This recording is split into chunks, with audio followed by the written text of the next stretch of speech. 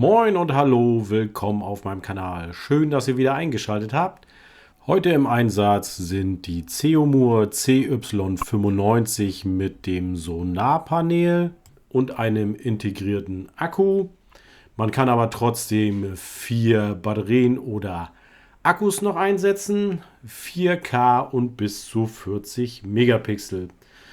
Dann habe ich noch im Einsatz die CY70 mit 2,7K und bis zu 24 Megapixel, genauso wie die QLife H8201 mit Duallinsen 4K und bis zu 20 Megapixel. Ich habe gerade übrigens gelesen, dass wohl die H201 ein Update bekommen hat. Sie wird derzeit bei Amazon angeboten mit 32 Megapixel. Ich werde mich mal kurz schließen mit QLife, um Informationen darüber einzuholen.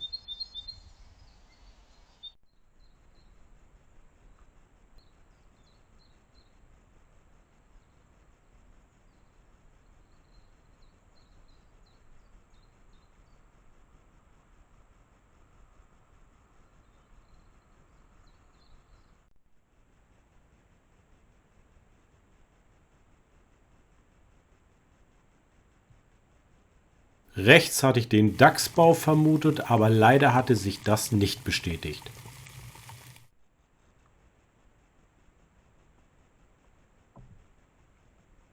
Die 3 Kameras waren insgesamt 3 Wochen draußen im Gelände und es war sehr viel zu sehen vom Rehwild wie hier oder auch hier bei dem umgekippten Baumstamm. In der Nacht kam dazu noch sehr viel Bewegung von den Waldmäusen. Das sind die Aufnahmen von April. Im Mai wird es leider keine Aufnahmen geben, weil da wegen der Schonzeit und der Setzzeit der Tiere ich keine Kameras im Gelände draußen haben darf.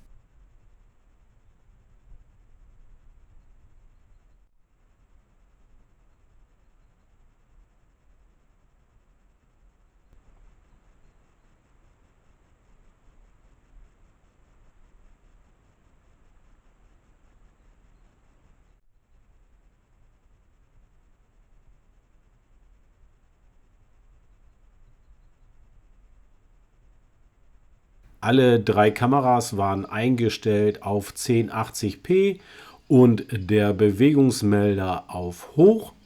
Eine höhere Einstellung finde ich persönlich nicht praktikabel, weil die Qualität meistenteils nicht so schön ist und eher schlecht. Darum finde ich persönlich die 1080p mit 30 FPS völlig ausreichend und sie liefert auch eine super Qualität. Bei der Einstellung des Bewegungsmelder auf Hoch bin ich nicht ganz so zufrieden, zumindest bei der CY95 und CY70 von Ceomur, weil sie doch relativ spät auslösen.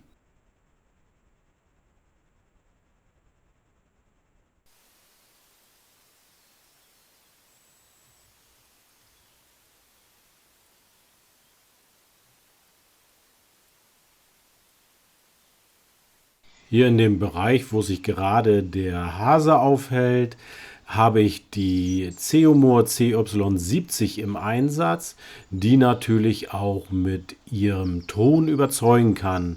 Bei QLife ist es immer schlecht, meistens hat man gar keinen oder fast keinen Ton. Ich habe hier zwar nur einen Bildausschnitt gewählt, um den Hasen dichter oder besser gesagt größer darzustellen, aber der Blickwinkel, also der Abdeckungsbereich der Linse finde ich hier sehr gut. Man bekommt viel Fläche eingefangen und es gibt auch keinen Fischei-Effekt. Mit Fischei-Effekt meine ich die Krümmung an der Seite.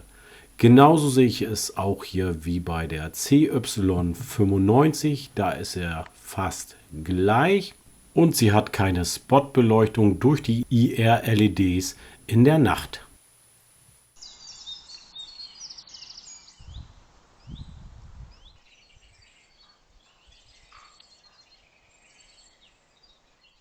Diesen Ort habe ich neu gewählt, weil er ist mir bei der Begehung im Wald aufgefallen.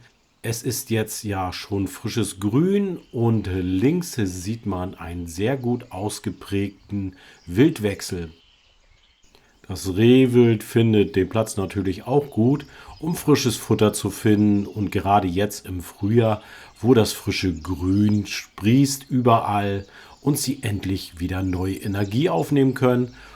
Vor allem auch für die Ricken, wo gerade die Setzzeit bevorsteht. Ich hoffe, ab Juni, wenn die Kameras wieder draußen sind, vielleicht ein paar Rehkitze vor die Linse zu bekommen.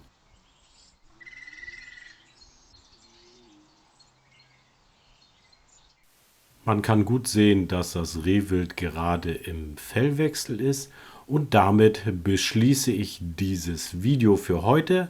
Ich hoffe, es hat euch wieder einmal gefallen und gebt mir einen Daumen hoch dafür.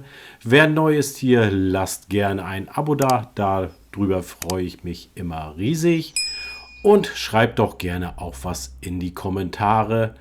Anregung, Meinung oder was euch gefallen oder nicht so gefallen hat. Dann heißt es für mich wie immer zu sagen, bleibt schön gesund und bis bald. Tschüss.